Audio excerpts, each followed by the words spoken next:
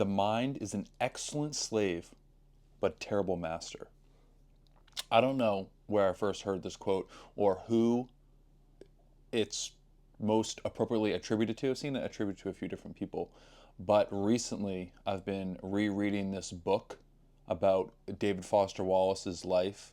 And I've been reading his some of his essays recently, and I even cracked open Infinite Jest, which I've read about half of, and then I gave up because it was such a slog, and I realized that I don't care, and fine with not caring.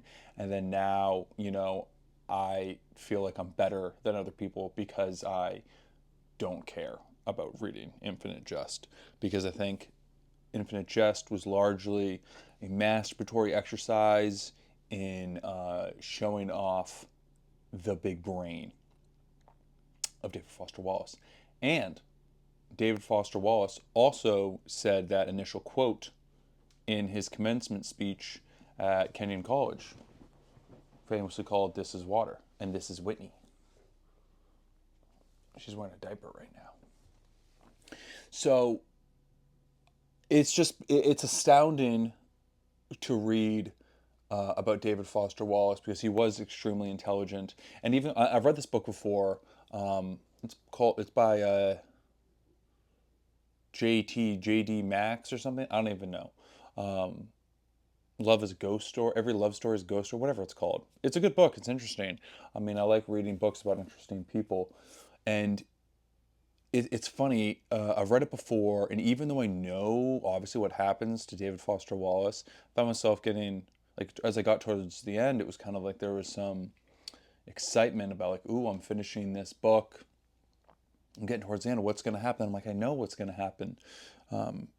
He kills himself, and it was very sad actually to read, even though I knew how it ends. And I'm kind of going through that now. It's like I'm probably 75% of the way through the book, and it's just like, oh man, like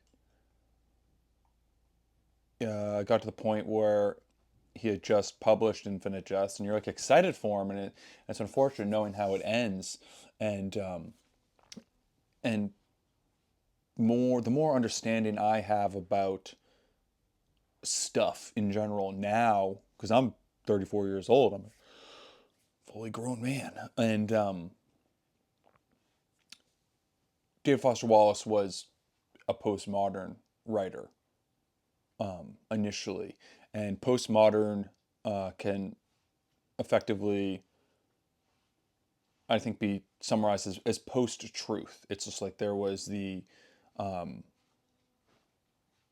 basically in the West, Christianity had a pretty strong, tight stranglehold on things. Think burning at the stake, burning people at the stake for heresies type thing. Um, and then this is very broad, by the way. And then postmodern is just like, or what there was. This is the truth. This is how things are done. Do them the right way. If you deviate from this, we're going to kill you. Burning at the stake of heretics versus what's postmodern. Postmodernism is basically, there is no great truth. There is no objective truth. Everyone has their own truth, and the way that affected literature was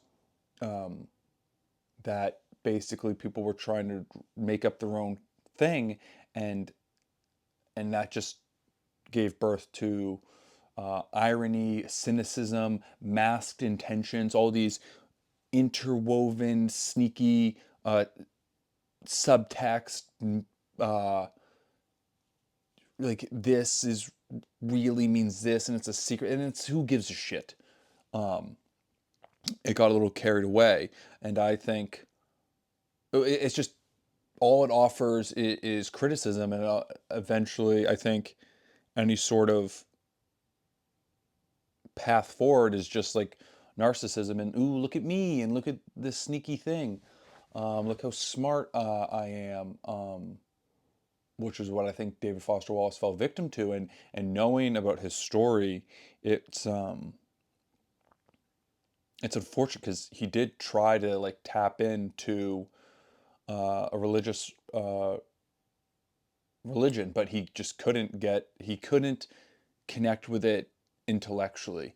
And even with his struggles with AA, like he really struggled intellectually with just like the simplicity of just giving yourself up to a higher power, even if you can't necessarily articulate what that higher power is, which is a very difficult thing. I've struggled with that, and my IQ is much lesser than David Foster Wallace's.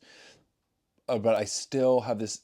I think a lot of people struggle with this nowadays, is having intelligence and rationality as the highest uh, cognitive function. Like that's the main.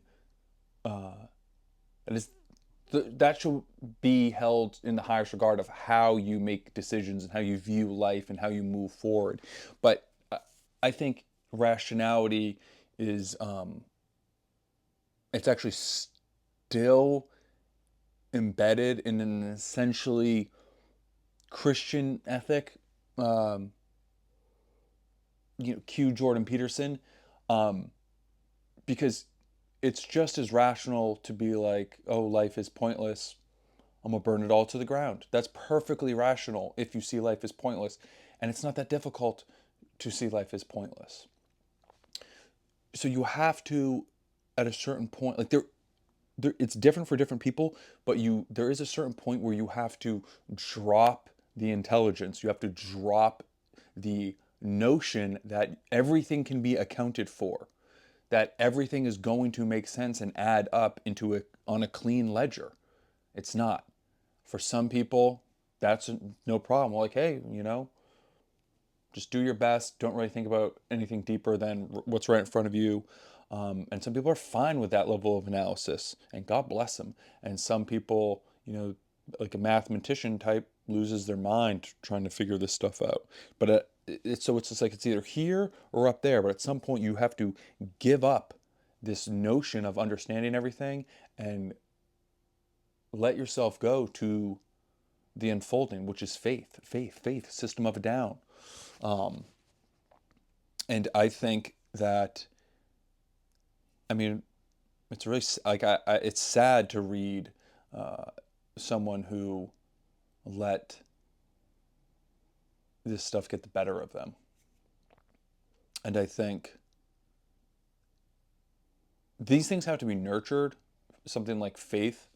And I think the whole world is really going through change right now and growing pains, and it's difficult to find solid footing.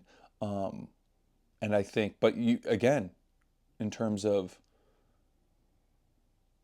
at a certain analysis, you have to give yourself a way to faith. It's like you can always deal with like a simple, like hold on to these simplicities, simple facts of like, I don't know what's going on, but I'm gonna keep going forward and grounding yourself in physical approach. Like if you're overwhelmed, go for a walk, go for a run, go get a good workout in, go hit the punching bag. The other day, I was really angry. I went for a run, I went for a swim, had a really good lift, and I hit the bag. Like I was throwing heavy punches for 15 minutes straight. Some days that's what it takes, and then the next day, really mellowed out. Never give up. You don't have to understand everything. Just keep going.